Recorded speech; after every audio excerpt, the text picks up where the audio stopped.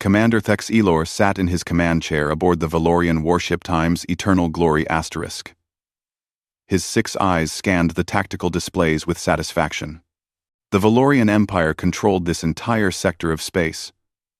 For 300 cycles, no one had dared challenge their authority. Their weapons were the most advanced in the galaxy. Their ships moved faster than any other fleet. Their empire was perfect. Today's mission would be simple. Another primitive species needed to learn their place. "Commander, we are approaching the coordinates," his navigation officer reported. The officer's scales gleamed blue under the bridge lights, a sign of his calm confidence. "Excellent. What do we know about these humans?" Thexilor asked. His science officer brought up a holographic display. "They are a young species, Commander. They only achieved faster-than-light travel 2 of their generations ago. Our scouts found them at the edge of our territory." Thexilor studied the images. The humans looked weak. They had only 2 eyes, no scales or natural armor, soft skin that would tear easily. They came from a planet they called Earth. "What about their ships?" he asked. The science officer looked amused. "Primitive, Commander. Very primitive. They use chemical rockets for basic propulsion. Their faster-than-light drives are crude copies of old Valorian designs. The ships themselves are just metal boxes welded together." Several officers on the bridge laughed. Thexilor allowed himself a smile. "Metal boxes? How do they even survive in space?" "Poorly, we assume," the tactical officer added. "Our scans show their hulls are extremely thick, many meters of solid metal alloy. It seems they do not understand proper shield technology, so they just add more metal." More laughter filled the bridge. Thexilor shook his head. These humans sounded more like cave dwellers than space travelers. They probably beat their engines with hammers when something broke. "The Valorian Council has sent orders," his communications officer said. "These humans have refused to acknowledge our claim to this system. They say it belongs to them. The Council demands we teach them respect." Thexilor stood from his chair. His tall frame towered over the other officers. "How many ships do they have in this system?" 3 small vessels, Commander. Each one appears to be a diplomatic or science ship. Minimal weapons. No significant threat. And we have 12 warships in our battle group, Commander. The humans are outmatched 4-to-1 per vessel." Thexilor felt pride surge through him. This would be over quickly. The Valorian Empire had destroyed hundreds of primitive species who refused to submit. These humans would learn the same lesson: submit or die. "Take us in, standard attack formation. We will give them one chance to surrender." The fleet moved forward through space. Their ships were beautiful. Sleek hulls that curved like works of art. Energy shields that shimmered with rainbow colors. Weapons that hummed with barely contained plasma power. End quote.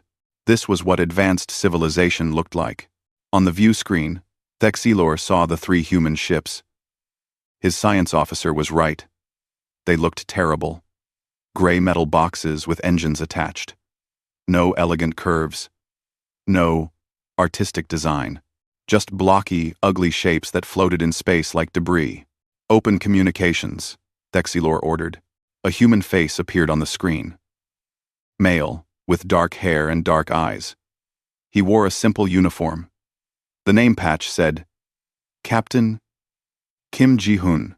I am Commander Thex Elor of the Valorian Empire," he announced. "This system is now under Valorian authority. You will surrender your vessels immediately and prepare to be boarded.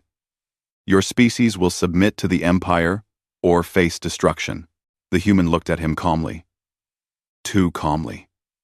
"Commander Thexilor, I am Captain Ji-hoon Kim of the human Korean Navy ship Times Harmony *. We do not recognize your claim to this system.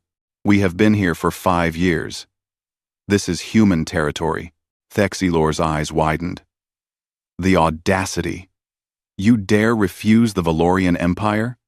Your ships are primitive toys. Our weapons will cut through your metal boxes like they are nothing." Ji-hoon tilted his head slightly. Commander, I urge you to reconsider. We do not want conflict, but we will not abandon our territory. Please, choose peace. Peace? Thex Elor laughed. Peace comes through strength. You have no strength. I will give you 10 of your minutes to surrender. After that, we will take your ships by force. The human captain looked sad. Actually, sad. As if Thexilor had disappointed him somehow. Commander, you are making a terrible mistake. We have given you a chance for peace. I hope you will remember that. The screen went dark. Thexilor turned to his officers. Did he just threaten us?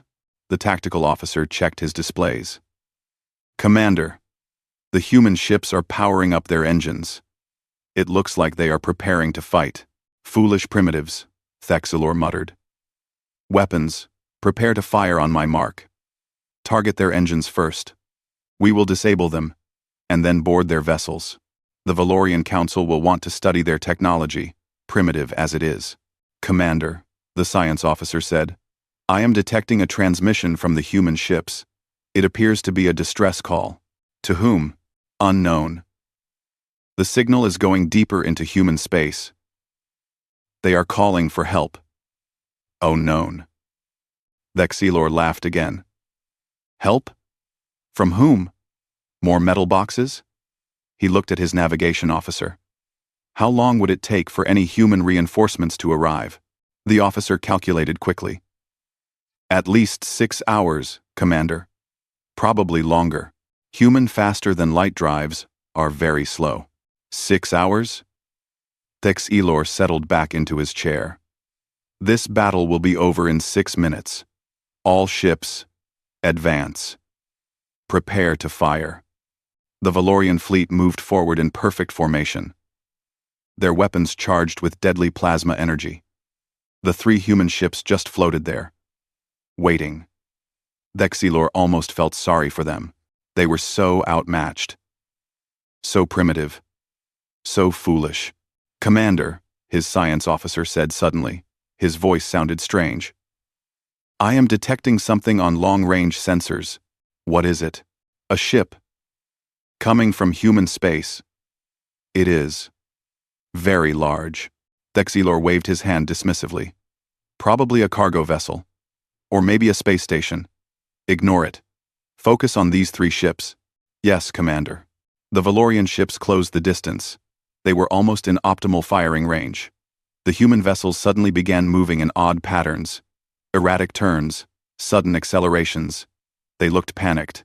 They are trying to run, the tactical officer said. Should we pursue? No. Thexilor decided. Let them run toward their reinforcement.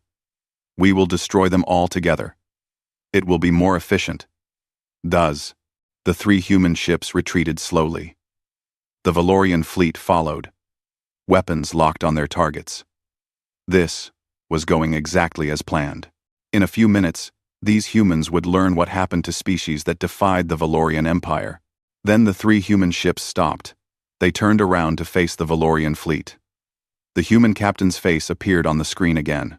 Commander Thexilor, Ji-hoon said quietly. Our reinforcements have arrived. This is your last chance to withdraw. Please. For your crew's sake. Thexilor stared at the human in disbelief. Last chance? From this primitive? All weapons, fire at will. Destroy those metal boxes. The Valorian fleet opened fire. Plasma bolts screamed through space toward the human vessels. This was it. The primitives would finally learn their lesson. But as the weapons flew toward their targets, Thexilor's science officer gasped. Commander, that ship on sensors. It is not a cargo vessel. What? It is dropping out of faster-than-light travel. Right here. Right now. Thexilor looked at the view screen. Space itself seemed to tear open. Something massive was emerging. Something that made his 12 warships look like tiny insects.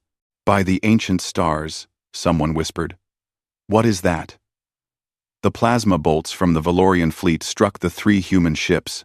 Their shields flared bright blue, absorbing the impacts. Thexilor expected the shields to collapse immediately. They did not. The human vessels rocked from the hits, but they stayed intact. Shields still holding on all three targets, the tactical officer reported, surprise clear in his voice. Impossible. Thexilor muttered. Those are primitive ships. Fire again. But no one was paying attention to the small human vessels anymore. Every eye on the bridge stared at the view screen. The massive shape that had emerged from faster-than-light travel now dominated the entire display. It was a ship, a warship, but it was like no warship Thexilor had ever seen. The vessel was enormous. His science officer was frantically calculating its size. Commander, that ship is over 3 kilometers long. It masses more than our entire battle group combined. 3 kilometers. Thexilor felt his confidence waver. The Valorian Empire's largest dreadnought was barely 1 kilometer long. This human ship was 3 times that size. But size was not the most disturbing thing. The ship's design was wrong. All wrong. Valorian vessels were smooth and curved, designed to channel energy shields efficiently. This human ship was angular and blocky. Its hull was dark, gray, almost black. Thick armor plates covered every surface. No curves. No elegance. It looked like someone had taken a mountain and made it fly. What are those? An officer asked, pointing at the screen. The human battleship bristled with weapons. Hundreds of them, maybe thousands. Gun turrets covered the hull in every direction. Large ones, small ones. Missile tubes, strange barrel-shaped devices. Every centimeter of the ship seemed designed to kill. This cannot be real, Thexilor said. How does it even move? That much mass should be impossible to propel efficiently. His science officer was studying the scans. Commander, I do not understand their technology. The ship uses some kind of fusion reactor system. Multiple reactors. The power output is extreme. And the armor, Commander, it is solid metal alloy. Layers and layers of it. Some sections are over 10 meters thick. 10 meters of armor? The tactical officer sounded shocked. That is insane. Our plasma weapons can burn through most materials. Why would they need so much armor? Never one. A new communication channel opened. A woman's face appeared on the screen. She looked older than Captain Kim, with sharp eyes and graying hair. Her uniform had more decorations. Her name patch read, Admiral Choi Hae-jin. Commander Thexilor, she said. Her voice was cold and professional. I am Admiral Hae-jin Choi of the human Korean Navy ship Times. Indomitable asterisk. You fired on our diplomatic vessels. That was unwise. Thexilor tried to recover his authority. Your ships refused to leave Valorian territory.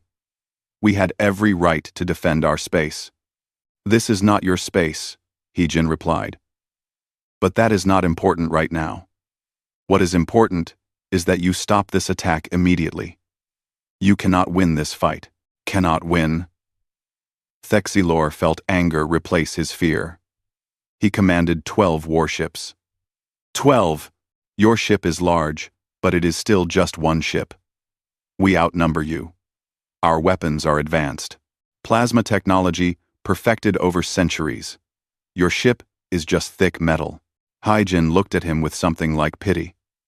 Commander, humanity comes from a planet called Earth.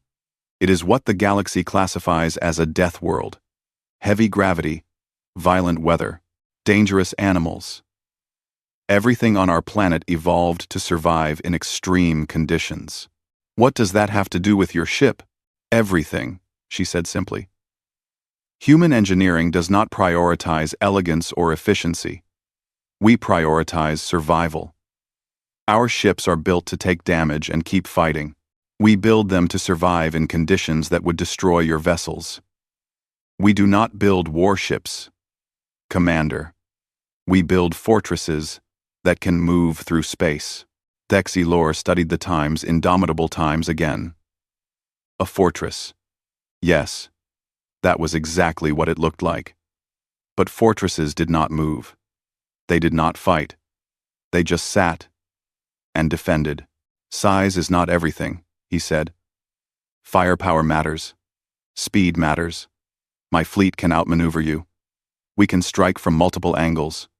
Your fortress will be too slow to stop us. Heijin nodded slowly. You believe that? I can see it. Very well. I will give you one chance to withdraw. Take your ships and leave. No one else needs to die today. Die? Thexilor stood from his chair. You threaten us? You dare threaten the Valorian Empire? He turned to his weapons officer.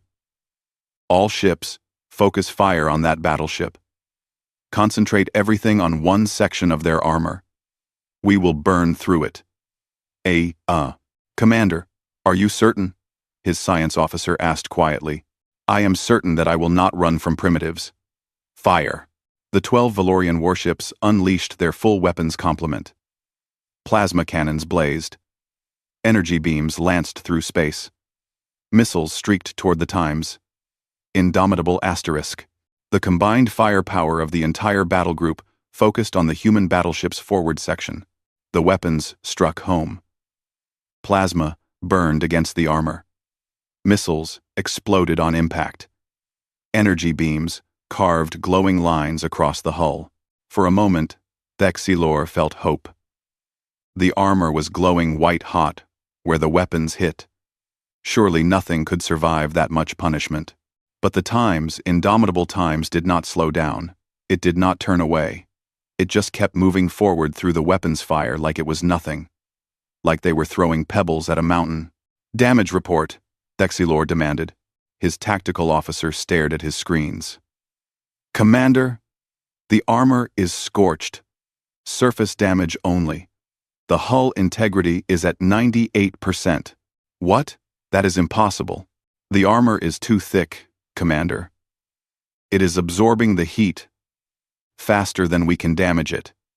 We would need to fire continuously, for hours, to burn through. Heijin's face appeared on the screen again. She did not look angry. She looked tired. You had your chance, Commander. The Times, indomitable Times, opened fire. The sound was different from Valorian weapons. Valorian plasma cannons hummed and crackled. The human weapons made a deep, thunderous boom that somehow transmitted through space itself. The ship's main guns fired. Thexilor saw something launch from the battleship. Not energy. Not plasma. Solid objects. Huge pieces of metal moving impossibly fast. Kinetic weapons? His science officer gasped. They are using kinetic projectiles? The first projectile hit the Valorian warship Times Swift Victory asterisk. The vessel simply ceased to exist. One moment it was there. The next moment, it was an expanding cloud of debris.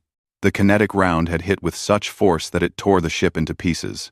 2 more booms, 2 more rounds. The warships, Times Glorious Purpose Times, and Times Star Cleaver Times, vanished the same way. Evasive action, Thexilor screamed. All ships, scatter. His fleet broke formation. Ships dove in every direction, trying to escape the killing field. But the Times, indomitable Times, had more than just main guns. Hundreds of smaller turrets tracked the fleeing vessels. They fired continuously. Railguns. The science officer identified them. Solid metal projectiles accelerated to incredible speeds. The smaller rounds were not as devastating as the main guns, but they were fast. So fast that shields barely slowed them. A barrage struck the Times Eternal Might asterisk, punching through its shields and tearing holes in its hull. Commander, the Times Eternal Might Times is venting atmosphere, communications reported. Thexilor watched in horror as his fleet fell apart. The Times Righteous Fire Times took a direct hit from a main gun. It exploded. The Times Valor's Edge Times tried to run, but got cut apart by railgun fire. In less than 2 minutes, he had lost 6 ships, half his fleet, gone. Why are they so effective? Someone whispered. the science officer answered, his voice shaking. Kinetic weapons. They do not lose power over distance, like plasma does. They just hit with pure mass and velocity, and the humans are firing them at speeds close to light speed. Nothing can stop that much kinetic energy. Small craft began launching from the time's indomitable asterisk, human fighters. They were compact and heavily armed. They moved in coordinated groups, working together like predators hunting prey. Fighters incoming, the tactical officer warned. Thexilor watched the fighters swarm toward his remaining ships. The Valorian vessels were faster, but the human fighters did not try to outrun them. They worked as a team. One group would bait a Valorian ship into turning, and another group would strike from behind. Their weapons might be smaller, but they were accurate. And there were so many of them. The fighter wing commander's face appeared briefly on the communications channel. A young human male named Commander Han Tae-yang. He was smiling, actually smiling as he fought. Like this was enjoyable to him. Blue Squadron, cover the Time's Indomitable's Time's port side, he ordered his pilots. Red Squadron, push them toward the main guns. Gold Squadron, with me. We take the flagship. His pilots responded with precise coordination. Thexilor realized these were not random attacks. The humans were hurting his ships, driving them into positions where the battleship could finish them easily. Another boom. The Time's stellar hammer times disappeared. 5 ships left. Out of 12. This was not a battle. It was a massacre. Sub-Commander Veil-Ox commanded the warship Time's Silent Blade Asterisk. She watched the battle from her own bridge, her mind racing. This was wrong. Everything about this was wrong. The Valorian Empire had conquered hundreds of worlds. They had perfected the art of space combat. Their tactics were flawless. Their technology was superior. They always won. But they were losing. Badly. Commander Veil-Ox, her tactical officer said, the flagship is ordering us to regroup at coordinates 7-7 Alpha. Acknowledged, she replied automatically, but her eyes never left the Times. Indomitable asterisk. That ship, that terrible, beautiful ship, it was not supposed to be possible. Mass that large should not be able to move quickly. Weapons that primitive should not be that effective. But the humans had done it anyway. They had built something that ignored all the rules. Her science officer leaned closer. Commander, I have been analyzing their tactics. The humans are not fighting like we do. What do you mean? Valorian combat doctrine emphasizes precision strikes, disable the enemy's weapons, destroy their engines. We target specific systems to maximize efficiency. He gestured to the screen, showing the Times. Indomitable asterisk. The humans do not do that. Every weapon they have is designed for one purpose: maximum damage. Complete destruction. They are not trying to disable our ships. They are trying to obliterate them. Veil-Ox felt a chill run through her. He was right. The human fighters did not target engines or weapons. They targeted hulls, life support, command centers. The battleship's main guns did not aim for specific systems. They just punched through ships from one side to the other. They fight like predators, she whispered. Commander? Predators? She repeated louder. We have been treating them like primitives, like prey. But they are not prey. They are predators. And we walked into their territory. Duan. On her view screen, the Times, Indomitable Times, turned slightly. The movement was slow, but deliberate. Every gun turret on its port side aimed at the Valorian formation. Veil-Ox saw what was about to happen. All power to engines, she shouted. Get us out of the line of fire. The Times' Silent Blade Times accelerated hard. Behind her, 2 other Valorian ships were not fast enough. The battleship's broadside fired. Rails guns, plasma cutters, and missile batteries all fired at once. The two ships disappeared in a storm of metal and fire. 3 ships left now. Just 3, including her own. Commander Vale Ox, her communications officer said urgently, "The flagship is hailing us." Commander Thexilor's face appeared on her screen. He looked terrible. His scales had turned pale gray, a sign of extreme stress. His eyes were wide with fear. "Vale Ox," he said, his voice shaking. "We need to retreat. Now. Finally." "I agree, Commander. We should signal our surrender, and—" "No," Texilor interrupted. "No surrender. We will retreat back to Valorian space and report this to the Council. They need to know about this threat. Commander, our ships are damaged. Our crews are terrified. If we try to run, the humans will—" An explosion lit up space.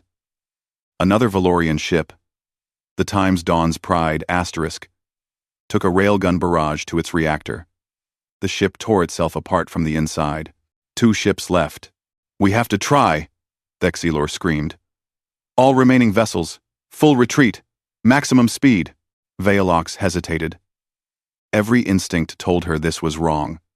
They should surrender. They should beg for mercy. But Thexilor was her superior officer. She had to follow orders. "Helm, set course for Valorian space. Maximum speed," she ordered quietly. The Times Silent Blade Times and the flagship Times Eternal Glory Times turned to run. Their engines burned bright as they accelerated. The human fighters pursued but fell behind. Valorian ships were faster. That was one advantage they still had. For a moment, Velox felt hope. They might actually escape. The Times, Indomitable Times, was too slow to catch them. They could jump to faster than light speeds once they got far enough away from the battle. Then Admiral Choi's voice came over the open channel. "Commander Thexilor, if you run now, I will let you go. You and your ships can leave. But if any vessel fires again, if anyone tries to continue this fight, I will destroy you all. Do you understand?" Thexilor did not respond. He cut the channel. "Commander," Vale Ox's weapons officer reported, "the flagship is charging weapons. They are preparing to fire on the human battleship." "What? Why?" Her science officer looked grim. "Pride. Commander Thexilor cannot return home defeated by primitives. He would rather die fighting than live with shame." Vale Ox stared at her screen. She watched the flagship's weapons glow with building energy. Thexilor was going to attack. He was going to throw his life away. And probably hers too. For pride. She made a decision. "Communications? Open a channel to the flagship. Priority override." "Channel open, Commander." "Commander Thexilor, this is Vale Ox. Do not fire those weapons. We have lost. Accept it." "I do not accept defeat from primitives." Thexilor's voice came back. "The Valorian Empire does not run from anyone. The Valorian Empire will not exist if we are all dead." Velox shot back. "Look at that ship, Thexilor. Really look at it. We cannot win. This is not about pride anymore. This is about survival. You are a coward. I am a realist. And I am taking my ship home to warn our people. You can join me, or you can die here. Choose." She cut the channel. Then she ordered her helmsman to break formation and angle away from the flagship. If Thexilor wanted to die, he could do it alone. The flagship Times Eternal Glory Times continued toward the Times Indomitable *, its weapons glowing brighter. Velox watched, feeling sick. She had served with Thexilor for 20 cycles. He was a good officer. A proud officer. But pride was about to kill him. The Times. Indomitable Times did not wait.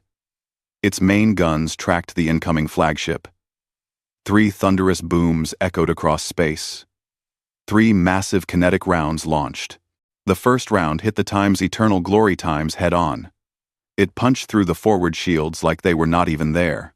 The round tore through the entire length of the ship, destroying everything in its path.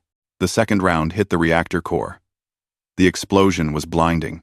The third round hit the debris field, scattering the remains into smaller pieces. Commander Thexilor was gone. His ship was gone. Everything was gone. Velox sat in her command chair, staring at the empty space where the flagship had been. Her crew was silent. No one spoke. No one moved. They all understood what had just happened.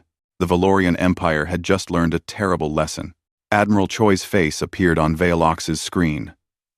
The human admiral looked tired, but not cruel. Not victorious. Just tired. "Sub-Commander Velox," she said. "You made a wise choice. Take your ship and go home. Tell your leaders what happened here. Tell them humanity wants peace, but we will defend ourselves. Tell them we are not primitive. We are not weak. And we are not prey." Velox straightened in her chair. She had lost everything today. Her fleet, her commander, her pride, but she still had her life, and she still had her duty. "I will tell them, Admiral Choi. I will tell them everything." "Good.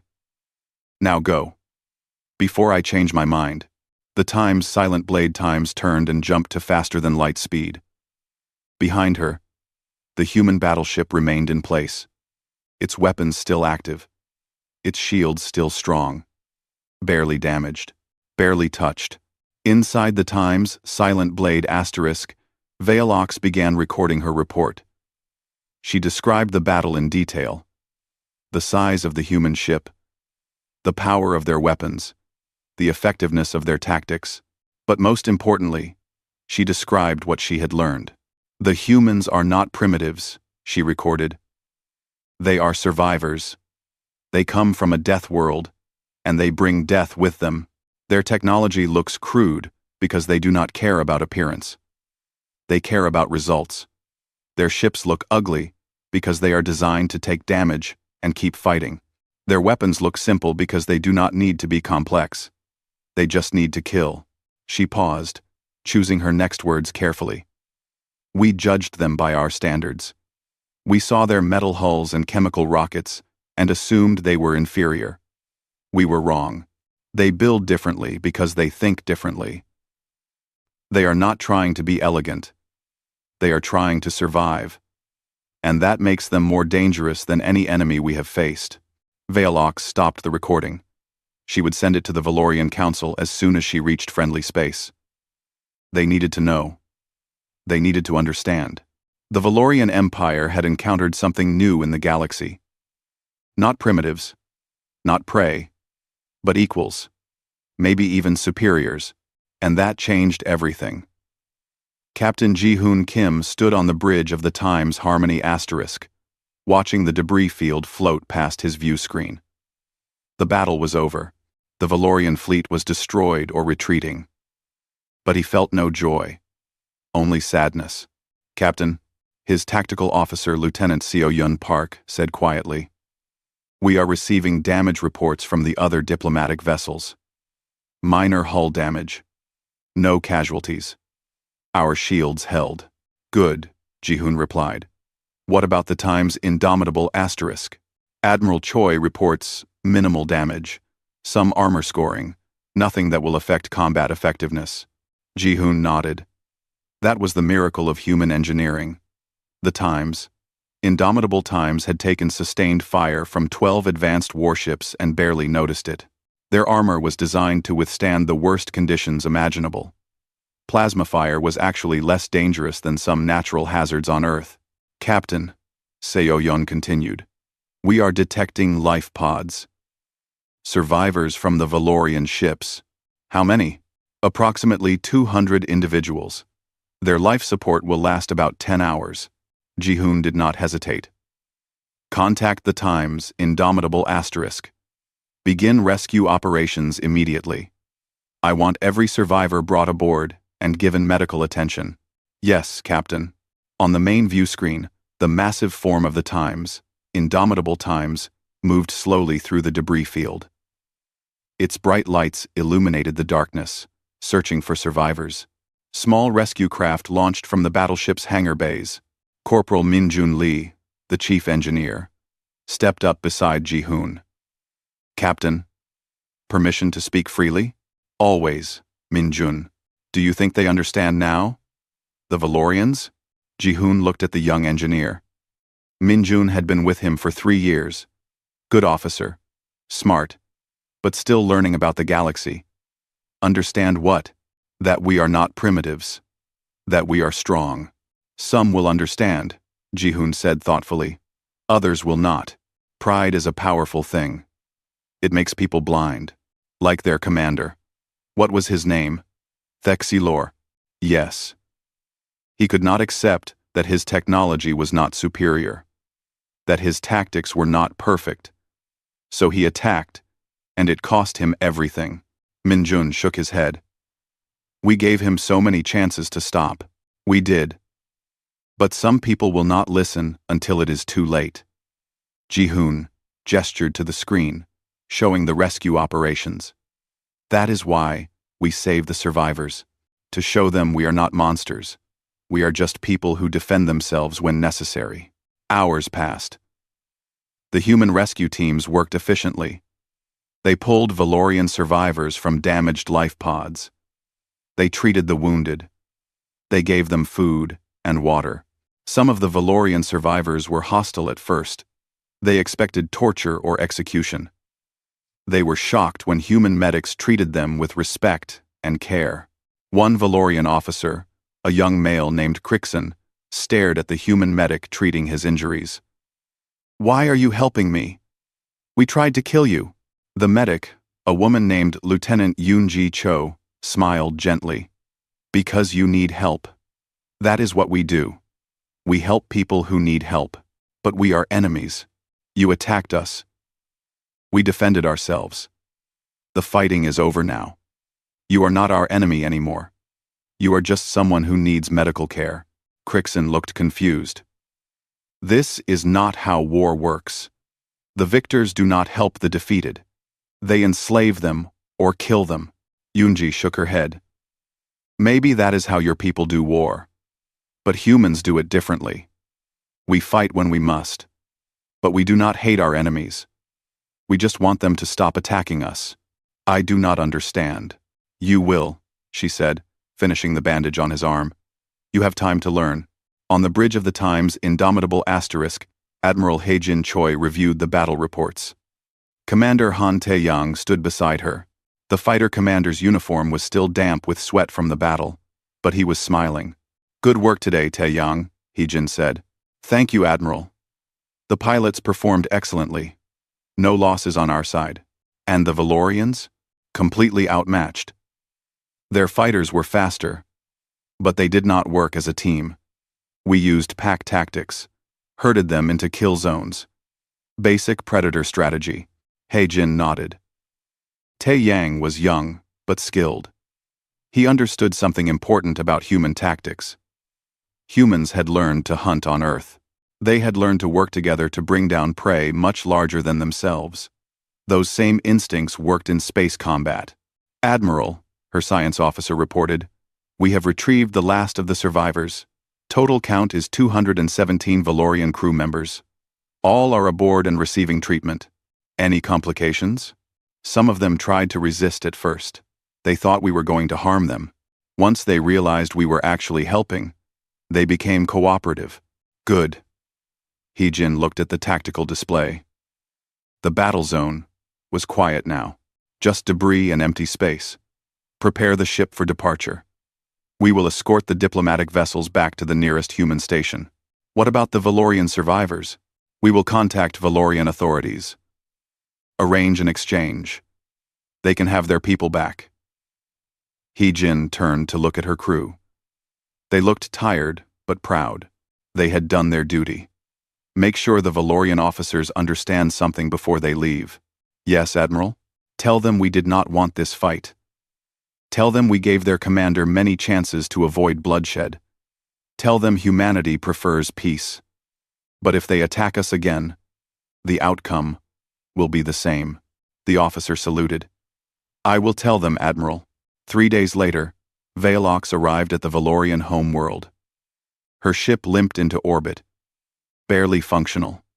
She had pushed the engines beyond safe limits to get home quickly. The news she carried was too important to delay. The Valorian Council assembled to hear her report. 12 council members sat in a circular chamber. Vale Ox stood in the center, feeling small and insignificant. Sub-Commander Vilox, the head counselor began. We received your preliminary report. Commander Thex Elor's fleet was destroyed by a primitive species called humans. Is this correct? It is correct, honored counselor. But they are not primitive. Explain. Velox took a deep breath. Then she told them everything. She described the times, indomitable times in detail. Its massive size, its thick armor, its devastating weapons. She explained how the human battleship had absorbed their most powerful attacks and barely noticed. She showed them recordings of the battle. The council members watched in silence as Valorian ships were torn apart by kinetic rounds. When she finished, the chamber was quiet. One counselor finally spoke. This ship. This time's indomitable asterisk. How is it possible? Velox had been thinking about that question for 3 days. Honored counselor, the humans come from what they call a death world. High gravity, dangerous conditions. Their entire civilization evolved to survive in extreme environments. What does that have to do with their ships? Everything. We design our ships for efficiency and speed. We use shields to protect us. The humans design their ships for survival. They use thick armor because they expect to take damage. They use kinetic weapons because those weapons are simple and reliable. Another counselor leaned forward.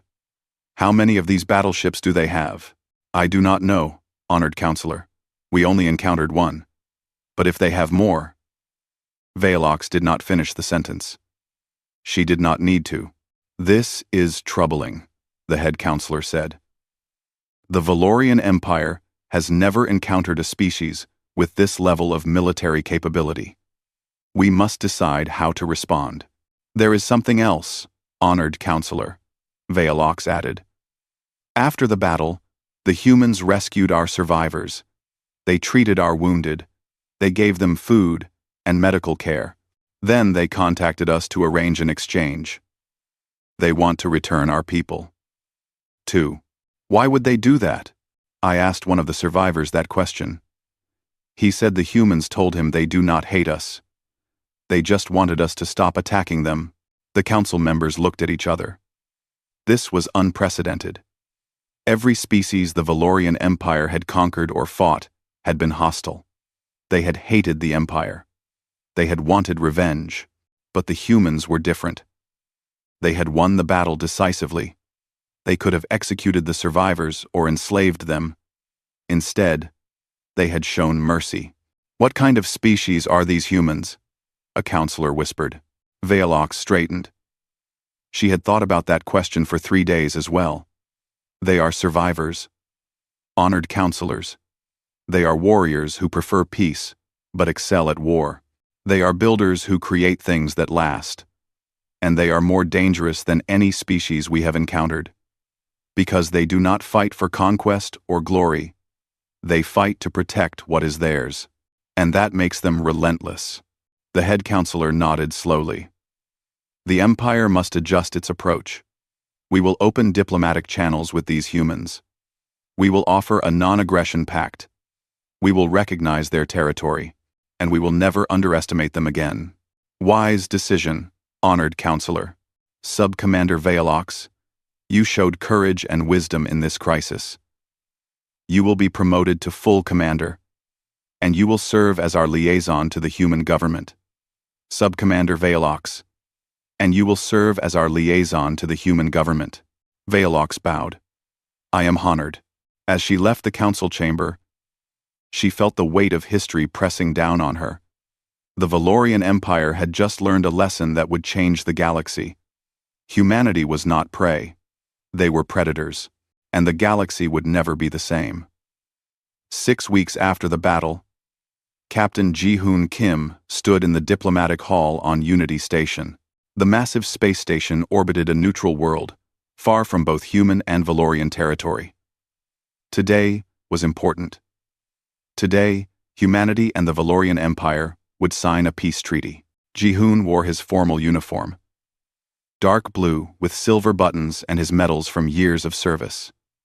He did not particularly like formal events, but this one mattered. This treaty would prevent future wars. It would save lives on both sides. Commander Vale Ox entered the hall from the opposite door. She wore her own formal uniform, covered in scales that shimmered in the light. Their eyes met across the room. They nodded to each other with respect. "Captain Kim," she said in carefully practiced human language. "It is good to see you again." "Commander Vale Ox, welcome. Your language skills have improved. I have been studying. If I am to be the liaison between our peoples, I must learn to communicate properly." She looked around the hall. "Is Admiral Choi attending?" "No. She is commanding fleet exercises near the border, but she sends her regards." I Sev. "No. She is a formidable woman. I hope to meet her again under better circumstances." Ji-hoon smiled. "She said the same thing about you. She respects the courage you showed during the battle." The treaty signing proceeded smoothly. Representatives from both governments signed the documents. Humanity's borders were recognized. The Valorian Empire agreed to a non-aggression pact. Trade agreements were established. Neither side admitted fault for the battle, but both agreed to move forward in peace. After the ceremony, Ji-hoon and Vale Ox spoke privately. "Commander, may I ask you a question?" Ji-hoon said. "Of course. What does your government think of humans now?" "Truly?" Vale Ox considered her answer carefully. "They are afraid of you. But they also respect you. The Valorian Empire has never encountered a species like humanity. You are strong, but you do not conquer. You build weapons of terrible power, but you use them only in defense. You defeated us decisively, but then you saved our survivors." She paused. "You confuse us, Captain Kim." "We confuse ourselves sometimes," Ji-hoon admitted. "But here is something you should know. Humans do not want to rule the galaxy. We do not want to build empires. We just want to live in peace and explore the stars. But we will never allow anyone to dominate us. Never. I understand that now. I wish Commander Thexilor had understood it before attacking." "So do I. His death was unnecessary. All those deaths were unnecessary." Vale Ox nodded sadly. "He was a proud officer. Pride killed him. Pride kills many people, on many worlds." Ji-hoon looked out the window at the stars. "But wisdom can save even more. You were wise that day, Commander. You chose life over pride. Your people are fortunate to have you." Word of the battle spread across the galaxy faster than anyone expected. Within months, dozens of species had heard about the humans and their battleship. The story grew, with each retelling. Some versions claimed the Time's indomitable Times had destroyed 50 ships. Others said it could destroy a planet. The truth was impressive enough. But legends always exceeded reality. On the Time's indomitable asterisk, Admiral Hae-jin Choi reviewed requests from foreign governments. 23 species wanted to establish diplomatic relations with humanity. 15 wanted trade agreements. 8 wanted military alliances. Commander Tae-young entered her office. "Admiral, the fighter wings have completed their training exercises. We are at full readiness." "Good. How are the new pilots?" "Excellent. They learn quickly. I think it is because humans have good instincts for spatial combat. We evolved to track prey and avoid predators. Those same skills work well in three-dimensional space battles." Hae-jin nodded. She had thought the same thing many times. Humans had advantages that other species lacked, not because they were superior, but because they had evolved differently. Earth had made them tough, it had made them adaptable, and it had made them survivors. "Tae-young, do you think we will fight again?" she asked. The commander sat down. Honestly? Yes. The galaxy is a big place. There will always be someone who underestimates us. Someone who thinks our thick armor means we are slow. Someone who thinks our simple weapons mean we are primitive. And when that happens, we will do what we always do. We will give them chances to choose peace. We will try to avoid bloodshed. But if they force us to fight, we will win. Taeyang smiled grimly. Because that is what Deathworlders do, Admiral. We survive, and we protect what is ours. In the engineering bay, Corporal Min-Jun Lee worked on repairing the armor scoring from the battle. The damage was superficial, but he wanted the ship in perfect condition. As he worked, a young ensign approached him. Her name was Subin Kang, fresh from the academy. Corporal Lee, she said nervously. May I ask you something? Sure. Do you think humans will always have to fight? Will there ever be peace in the galaxy? Min-Jun set down his tools. He had been thinking about that question a lot lately. Honestly, I do not know. The galaxy is full of different species with different values. Some believe in conquest. Some believe in dominance. They see peaceful species as weak. But we are not weak. No, we are not. And that is the problem. We are peaceful until someone attacks us. Then we become something else. Something dangerous. He gestured to the thick armor around them. This ship represents what humanity is. We build strong. We plan for the worst. We hope for the best. But we are always ready. Does that make us bullies? No, Min-Jun said firmly. Bullies attack the weak. We defend ourselves and others. There is a big difference. Subin looked at the repair work. I hope we do not have to fight again. So do I. Ensign. So do I. On Earth, in the capital city of Seoul, the human government held a meeting. Representatives from every major nation attended. They discussed the Valorian incident and what it meant for humanity's future. The galaxy knows about us now, the Prime Minister said. We can no longer remain isolated. We must engage with other species, build alliances, establish our place among the stars. But we must do it carefully, the Defense Minister added. The times, indomitable times, showed the galaxy our military strength. That will make some species afraid of us. Others will want to ally with us for protection. We must navigate these relationships wisely. We should focus on peaceful trade and exploration, the Science Minister suggested. Show the galaxy that we are more than just warriors. We are more than warriors, the Prime Minister agreed. But we are also warriors when necessary. The galaxy needs to understand both sides of humanity. Our compassion and our strength. Our desire for peace and our capability for war. The meeting continued for hours. Plans were made. Policies were established. Humanity prepared to take its place as a recognized power in the galaxy. Back on the Times, indomitable asterisk, Admiral He-Jin Choi stood on the observation deck. She looked out at the stars, thinking about everything that had happened. The battle, the deaths, the treaty, the future. Commander Taeyang joined her. They stood in silence for a while, just watching the stars. Do you ever wonder what would have happened if we had never left Earth? Taeyang asked. Sometimes, He-Jin admitted. Life would have been simpler, safer, but less interesting, much less interesting. She smiled. We are explorers, Taeyang. It is in our nature. We see a horizon, and we want to know what is beyond it. We see stars, and we want to visit them. We meet new species, and we want to learn from them, even when they try to kill us, especially then. Because that is when we learn the most. About them, and about ourselves. Taeyang nodded. I read the reports from the Valorian survivors. Many of them said they could not understand why we helped them. They expected torture or death. When we gave them medical care and respect, it changed how they saw us. Good. That is important. We must be strong enough that no one attacks us. But we must also be kind enough that no one fears to make peace with us. He-Jin turned to look at him. We are setting an example, Taeyang. For all of humanity.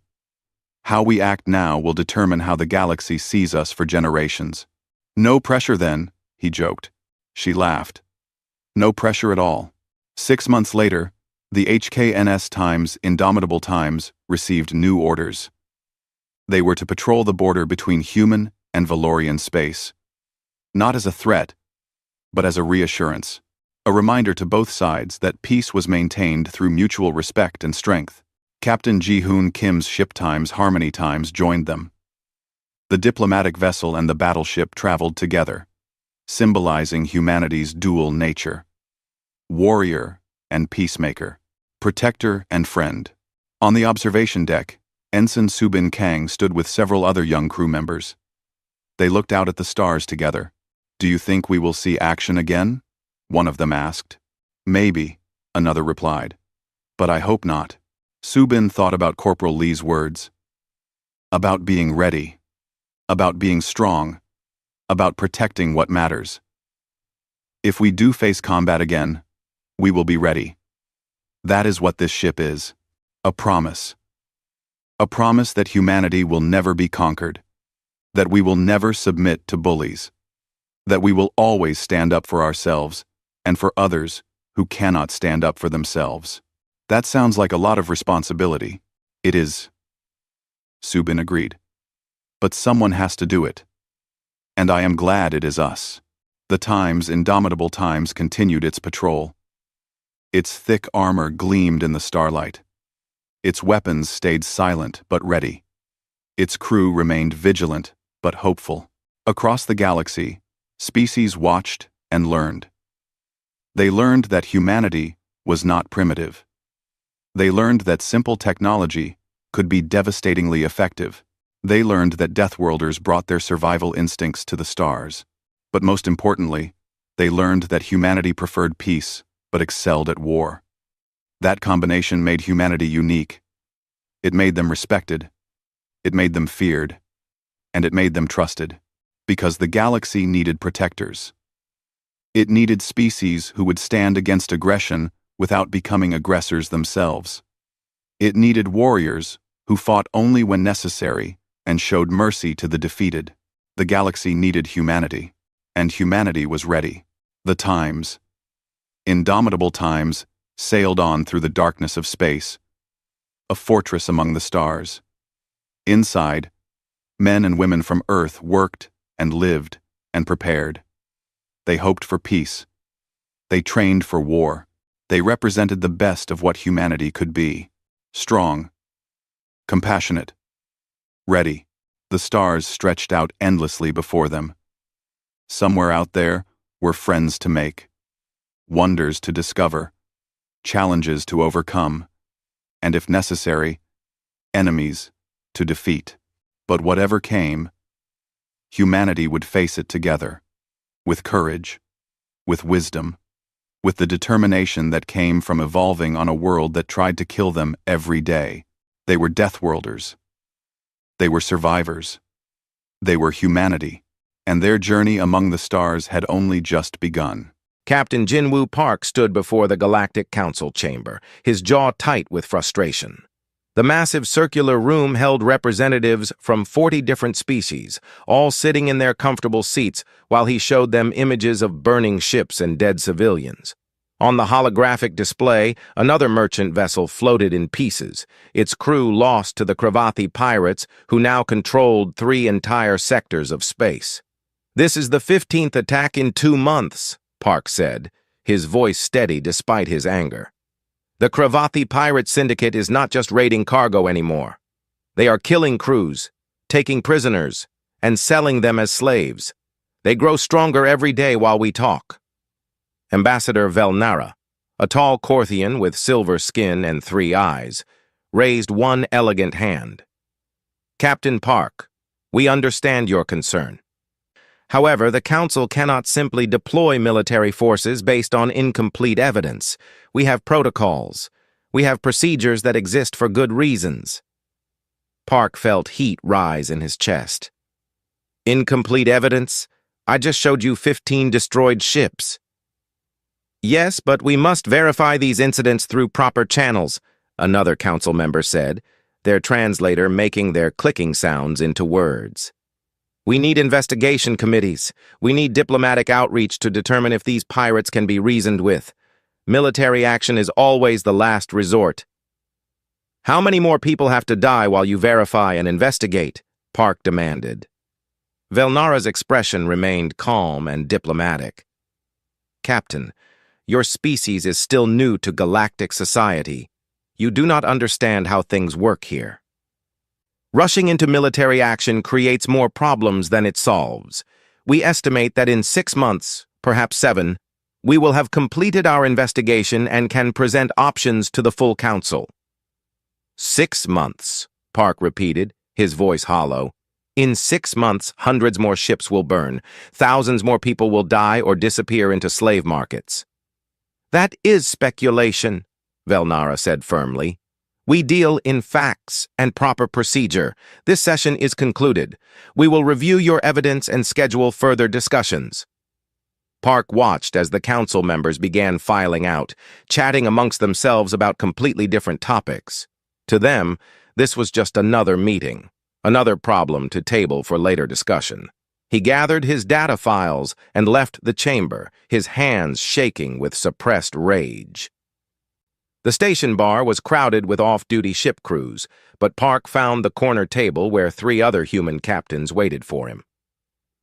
Lieutenant Su-Min Lee, his second-in-command, sat beside Captain Maria Chen of the cargo hauler, Steady Progress, and Captain Thomas Wright from the mining vessel, Iron Will. They all looked at him with expectant faces. "Let me guess," Chen said. "More committees?" Park nodded and sat down heavily. 6 months minimum before they even consider taking action. Wright slammed his fist on the table. 6 months! The Cravathi hit another colony transport yesterday. Took the whole crew. That is 40 people gone, probably sold to the highest bidder by now. Lee pulled up data on her personal tablet. I have been tracking the attacks. The pattern is clear. The pirates are testing council response times. They have figured out that nobody will stop them. Each raid gets bolder. Each attack goes deeper into supposedly protected space. The council does not care, Chen said bitterly. They sit in their safe stations and debate while real people suffer. My cousin was on that colony transport. 40 years old, 3 kids, just trying to make a living hauling supplies. Now she is gone because the mighty Galactic Council needs to verify evidence. Park looked at each of them. These were good people, experienced spacers who knew the risks of traveling the shipping lanes. But they also knew right from wrong. They knew that when someone attacked innocent people, you did not form a committee. You acted. What if we did not wait for permission? Park said quietly. The table went silent. Lee looked at him with sharp eyes. You mean act independently, without council authorization?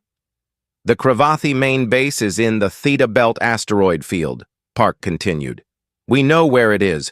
We have the information the council says they need to verify. What if we just went and dealt with it ourselves? Wright leaned back. That is insane. My mining ship has basic defensive weapons, not military-grade hardware. Chen's hauler has even less. Your patrol ship is what? 40 years old? 42, Lee corrected with a slight smile. Against a pirate fleet? Chen shook her head. They have 20 warships according to intelligence. We would be destroyed. Park met each of their eyes. Maybe. Probably. But at least we would be doing something. At least we would be trying to help instead of sitting in meetings while people die. The council will debate for 6 months. How many more crews will the pirates take in that time? You are talking about starting an unauthorized military operation, Lee said carefully. The council will be furious. Earth government will probably disavow us. We could lose our licenses, our ships, everything. I know, Park said, but I cannot sit here anymore. I cannot watch more people die because bureaucrats need proper channels and verification. Those pirates understand one language, force, and if the council will not speak it, then maybe we should. Chen was quiet for a long moment. Then she smiled, and it was not a nice smile. It was the smile of someone who had made a hard decision. My cargo bays are full of metal containers. Heavy ones. I bet those would make excellent obstacles in an asteroid field. Wright nodded slowly. My mining ship has drilling equipment strong enough to crack asteroids. I wonder what that would do to someone's defensive positions. Lee pulled up star charts on her tablet. The Theta Belt is 4 days away at normal speed. If we departed separately and met at coordinates outside Council monitoring range, nobody would know until we were already gone. Park felt something settle in his chest. This was right. This was what needed to happen. He stood up and raised his glass. "Fine," he said, and the word felt like freedom. "We will do it ourselves." The other captains stood and clinked their glasses against his. They knew the risks. They knew they might not survive, but they also knew that sometimes doing the right thing meant not waiting for permission.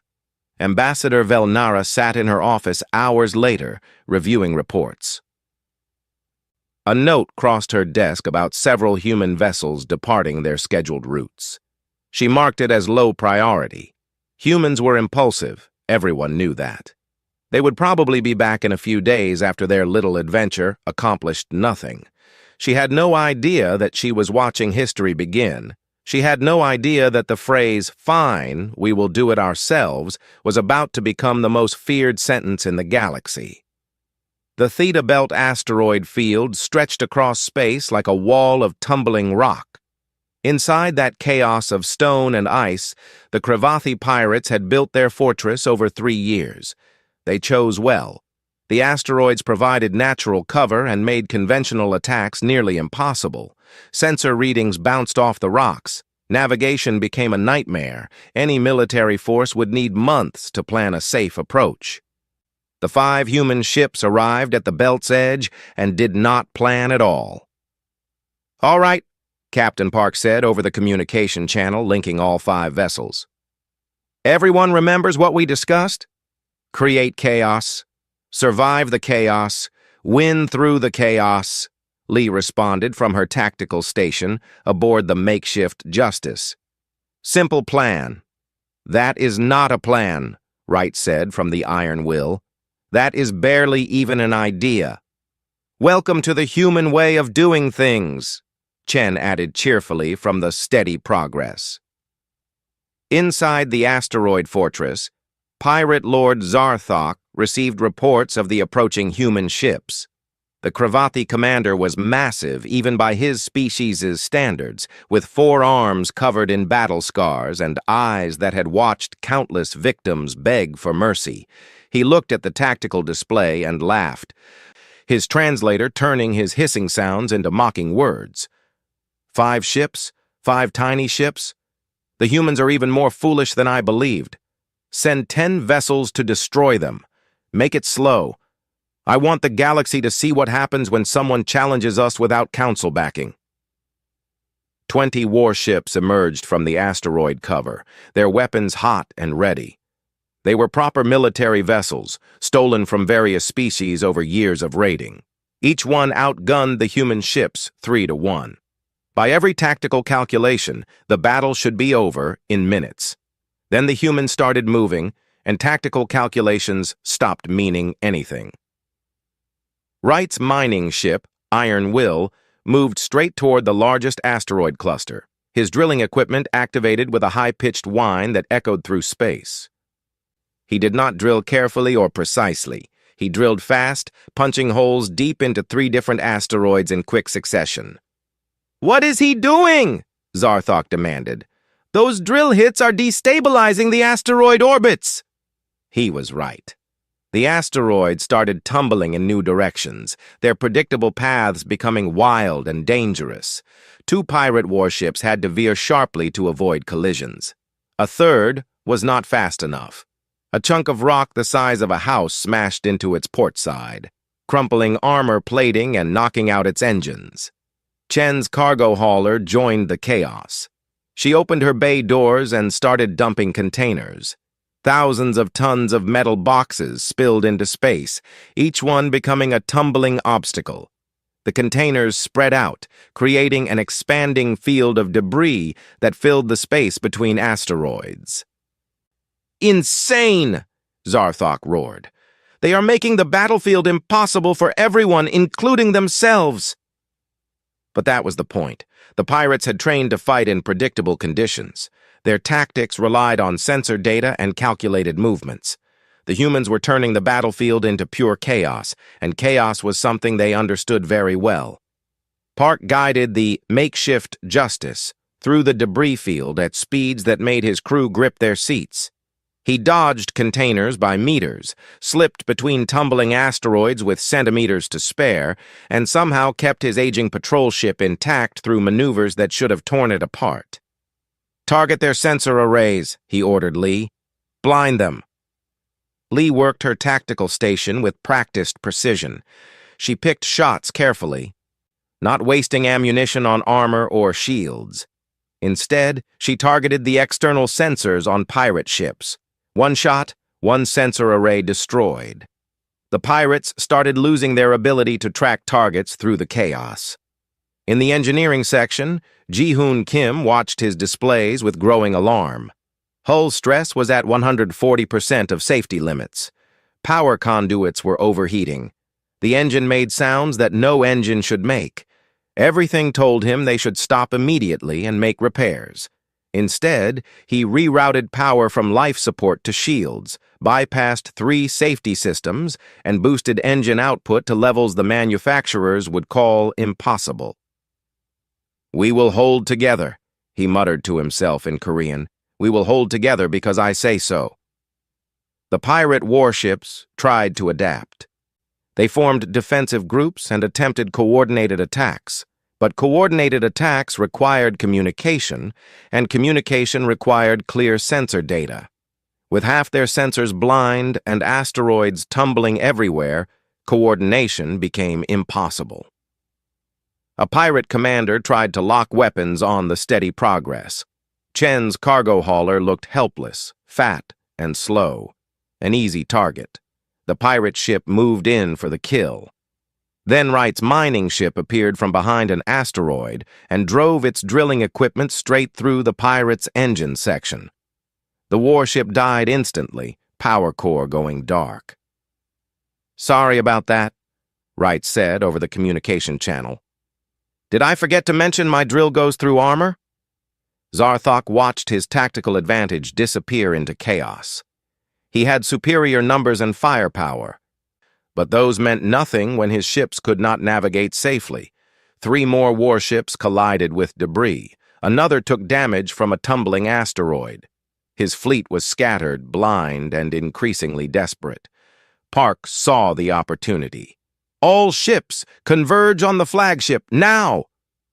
The 5 human vessels moved through the chaos like they were born in it. They dodged and weaved, using obstacles instead of avoiding them, turning the deadly debris field into cover and concealment. The pirate flagship suddenly found itself surrounded, separated from its support vessels by walls of tumbling rock and metal containers. Zarthok realized his mistake too late. He had assumed humans would fight like everyone else, with careful planning and calculated risk.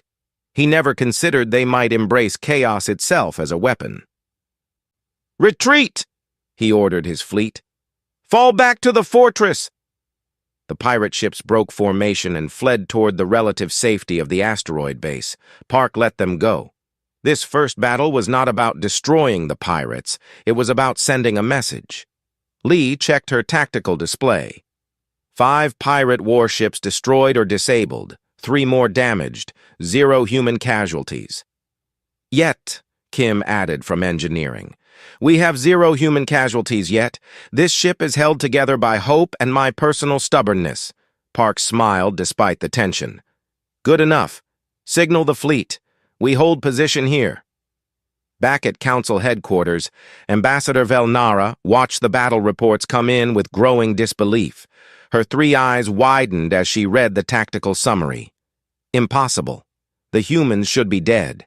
Instead, they had defeated a superior force through methods so unconventional they bordered on madness. She opened a communication channel to Earth's diplomatic office. "What are your ships doing?" The human ambassador looked tired. "Apparently, What we should have done months ago. They are protecting innocent people since the Council would not. Velnara felt something cold settle in her stomach. This was not just one battle. This was the beginning of something that would change everything.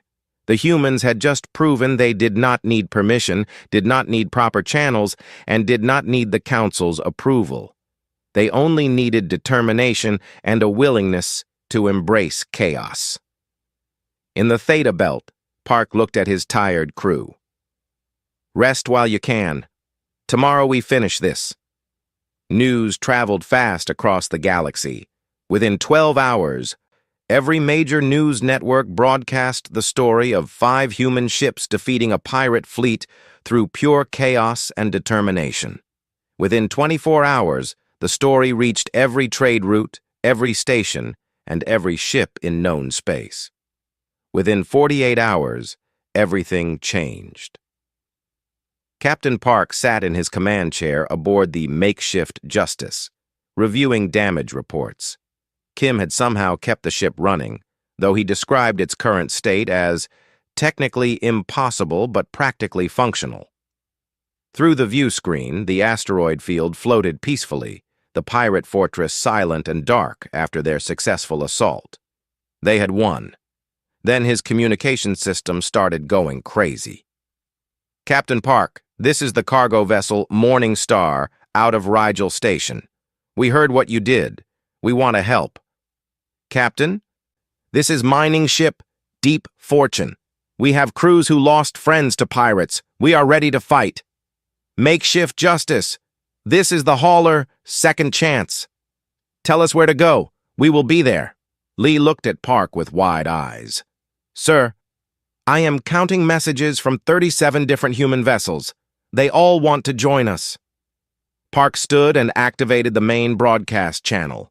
His face appeared on screens across multiple star systems, reaching every human ship that had contacted them. This is Captain Jinwoo Park. I did not start this to build an army. I started it because the Council would not protect innocent people. If you join us, understand what that means. No official support, no backup, no guarantee of survival. We do this because it is right, not because it is safe.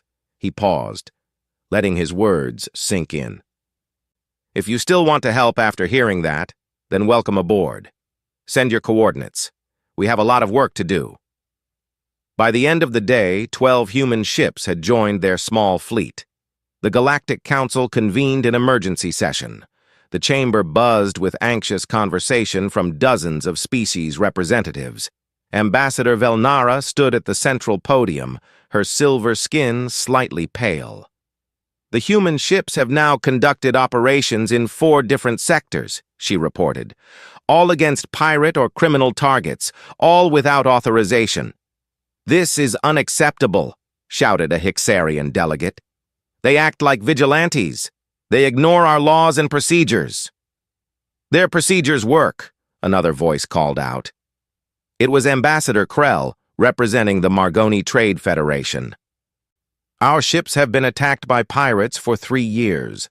3 years of council committees and investigations. The humans end the attacks in 3 days.